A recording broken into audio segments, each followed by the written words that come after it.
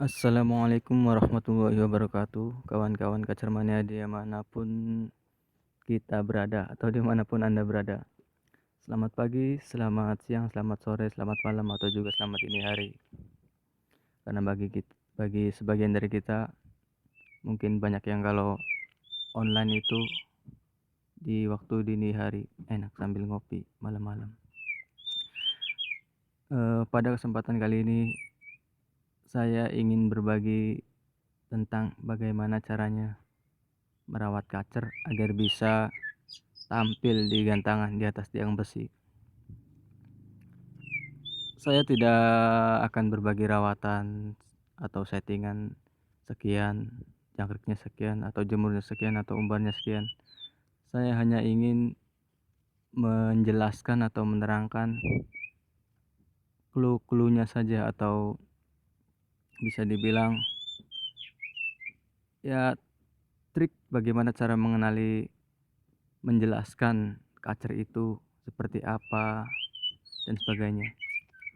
Oke, langsung saja.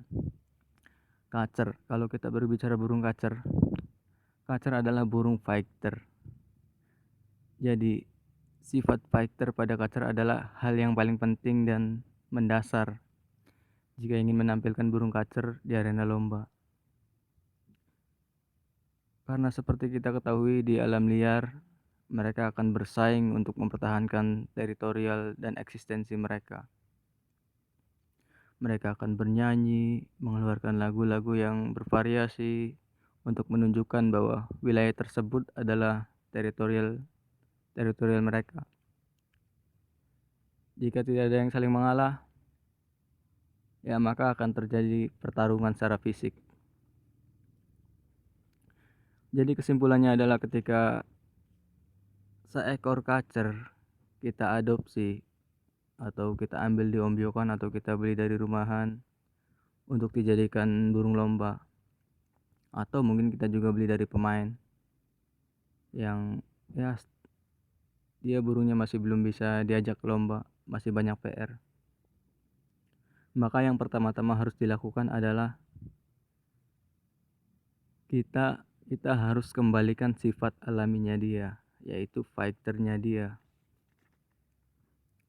Jadikan dia sebagai fighter kembali, jadikan dia sebagai penguasa wilayah. Dalam hal ini di dalam sangkar dan lingkungan sekitar sangkar digantung. Jadi ketika kacer yang kita miliki sudah dapat teritorial di tempat dia biasa menggantung atau di rumah kita, bisa dikatakan kita gacorkan, kita konsletkan, baru kita main ke lomba. Kita cari-cari di sana settingannya. Kalau ada yang kurang, baru kita cari-cari lagi rawatan hariannya biar di atas yang besi dia mau nampil. Nah, tadi kan berbicara soal sifat kacer yang fighter. Nah, selain dari sifat fighter, yang terpenting adalah seperti kita ketahui adalah tingkat birahi. Apa sih birahi itu pada seekor kacer ataupun mungkin burung-burung lainnya?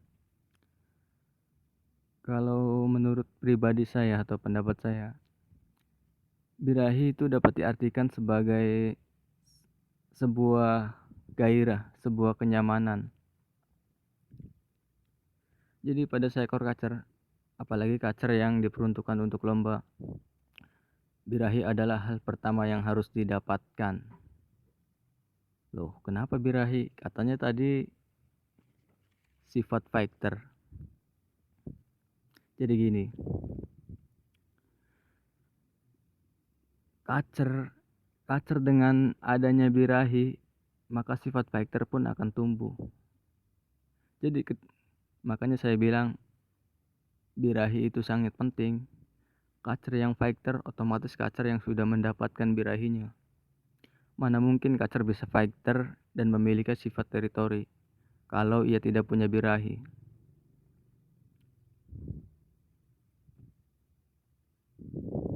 Nah, tingkat birahi yang pas pada kacer akan memicu timbulnya sifat alami, yaitu sifat fighter.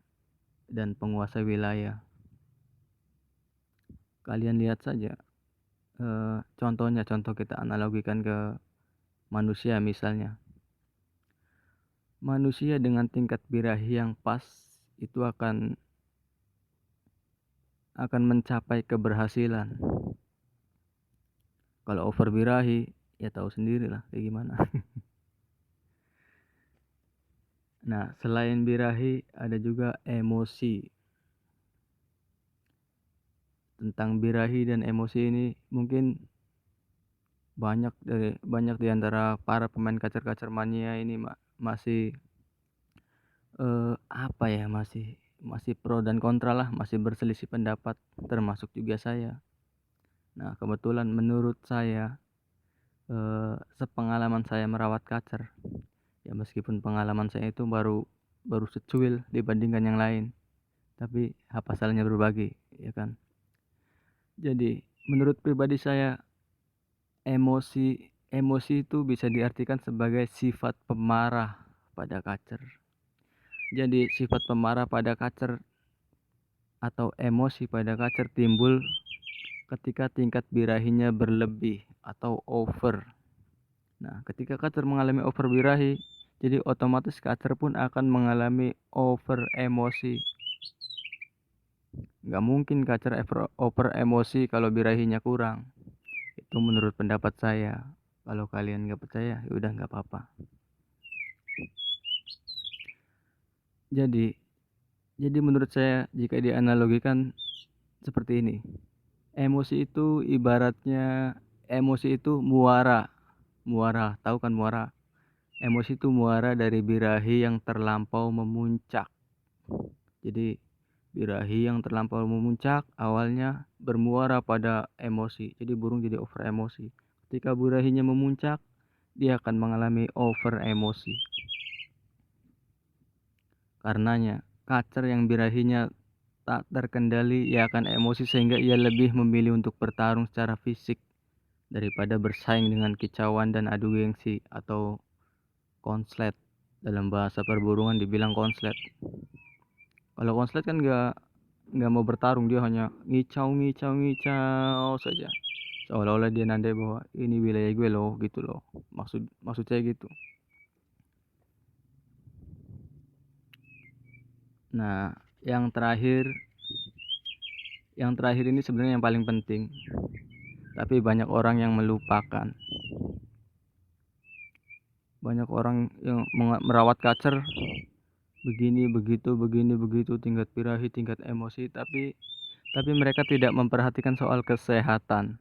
Padahal dari semua kata kunci yang saya bagi di atas, yang saya jelaskan di atas, emosi, birahi, sifat fighter, yang paling penting itu satu, sehat.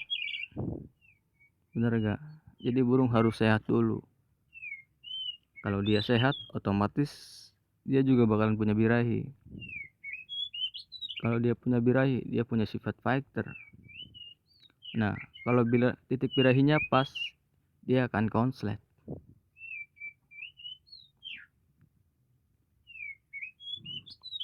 Jadi seekor kacer yang sehat, dia akan secara fisik, maksudnya secara fisik dulu, sehat secara fisik, badannya oke, pokoknya sehat, nggak ada masalah, pencernaannya oke, kotorannya bagus-bagus, nggak mencret. Dia pun birahinya akan perlahan-lahan meningkat. Di samping juga yang penting adalah kesehatan secara mental. Contohnya apa? Dia di rumahnya nggak stres. Banyak kan yang ngerawat kacer, dijemur, dimandiin, atau ya pokoknya banyak lah, di sauna. Ternyata bukan tambah bagus, malah dia tambah stres, birahinya kagak dapat. Nah, itulah poinnya. Jadi sehat secara fisik dan mental.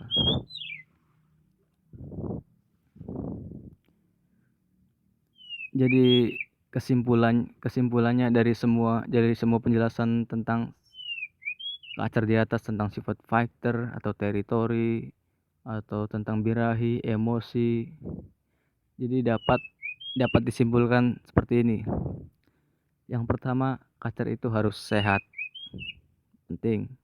Nah, ketika burung kacer sehat, baik secara jasmani dan rohani, maksudnya secara mental rohani itu, dia akan dapetin birahinya. Nah, ketika birahi kacer berlebih, maka dia akan mengalami over fighter atau over emosi, yang biasa dibilang orang-orang over emosi kalau birahinya berlebih. Kalau birahinya kurang, dia akan menjadi non fighter. Contohnya burung non fighter dibawa ke lapangan melongo, dibawa ke lapangan loncat-loncat kagak jelas, boro-boro bunyi.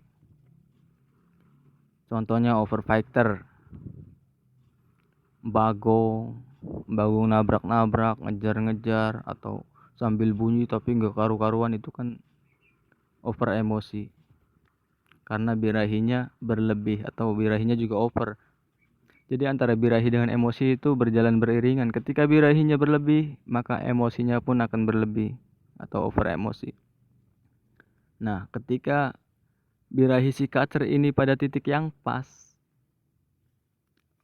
burungnya sehat, birahinya pas, dan tenaganya juga mumpuni. Tenaganya mumpuni artinya dia tuh otot-ototnya sudah jadi. Ya beda kan burung dengan burung rumahan yang nggak suka diumbar, atau nggak, ya pokoknya burung rumahan yang biasa aja, yang cuma dirawat di kerodong buka tanpa ada kasih ekstra puding, kasih apa. Tentu saja otot-ototnya akan beda, powernya akan beda dengan burung yang dirawat pakai umbaran. Catatannya, cara mengumbarnya yang benar, bukan nggak salah. Kalau ngumbarnya salah, itu bukan jadi sehat, dia malah akan jadi semakin sakit, dalam tanda kutip, dalam tanda petik maksud saya. Nah, ketika burungnya sehat, birahinya pas, badannya oke, maka akan konslet lah si kacer. Bongkar-bongkar materi, enak. Makanya kalau burung kacer yang pas dirawatan hariannya, dibawa ke lapangan pun nggak susah kita nyetingnya. Jadi pokoknya dibawa ke lapangan, asal buka kerodong, dia konslet. Nggak ada tambahan jangkrik atau ulat hongkong atau apalah. Jadi nyeting itu dari rumah, enak kan?